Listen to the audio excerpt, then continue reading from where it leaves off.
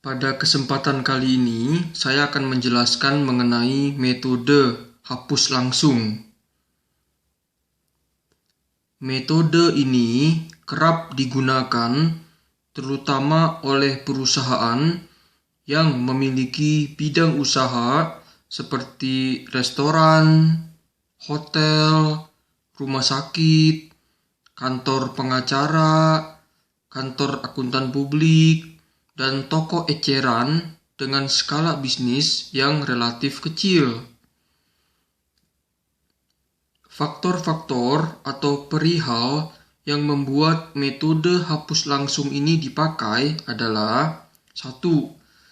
Terdapatnya sebuah situasi yang dimana memang sangat tidak memungkinkan bagi perusahaan untuk mengestimasi besarnya piutang usaha yang tidak dapat ditagih sampai dengan akhir periode.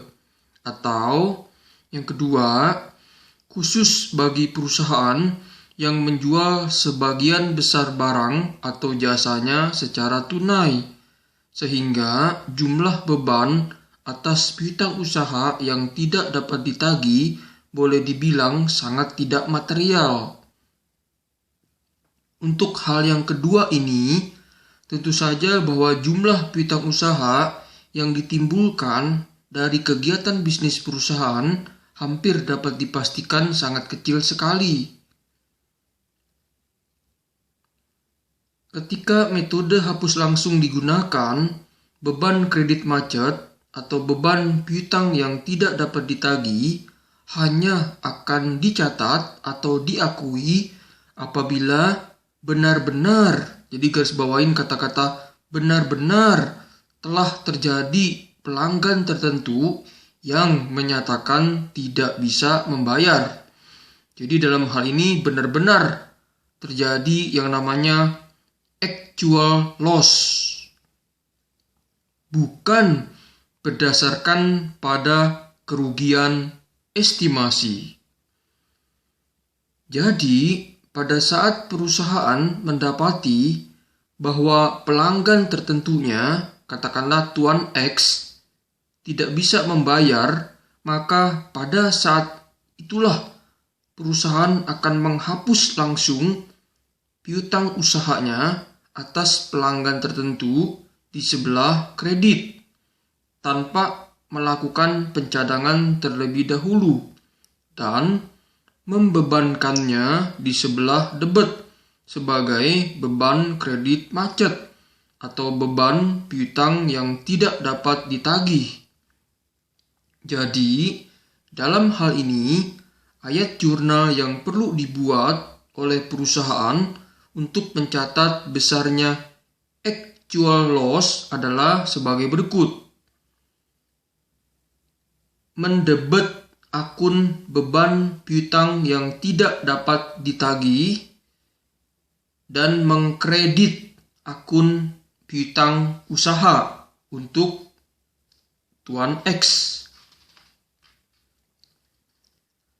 Metode hapus langsung sangatlah sederhana. Akan tetapi, metode hapus langsung ini tidak sesuai dengan konsep penandingan atau matching konsep sebagaimana yang telah saya jelaskan pada video sebelumnya. Dengan menggunakan metode hapus langsung, karena perusahaan baru mengetahui piutangnya tidak dapat ditagih setelah beberapa waktu kemudian, dalam hal ini adalah setelah penjualan terjadi, maka perusahaan tidak menandingkan beban kredit macet ke periode di mana pendapatan terkait atau penjualan terkait dicatat. Jadi, beban kredit macet kemungkinan akan diakui atas penjualan yang telah terjadi dalam periode sebelumnya. Garis bawain kata-kata dalam periode sebelumnya. Dengan kata lain, beban kredit macet sering dicatat dalam periode yang berbeda.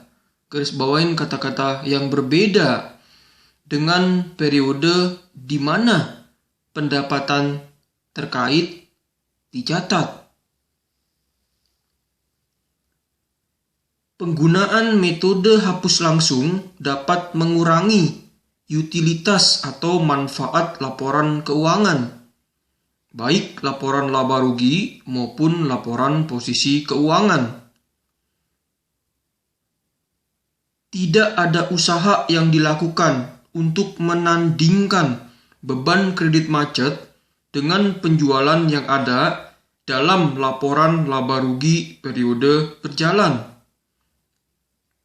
Demikian juga bahwa tidak ada usaha yang dilakukan untuk menampilkan piutang usaha di dalam laporan posisi keuangan sebesar jumlah bersihnya, yaitu jumlah yang diperkirakan dapat ditagih setelah memperhitungkan besarnya cadangan estimasi kerugian, melainkan dilaporkan langsung sebesar jumlah bruto piutang.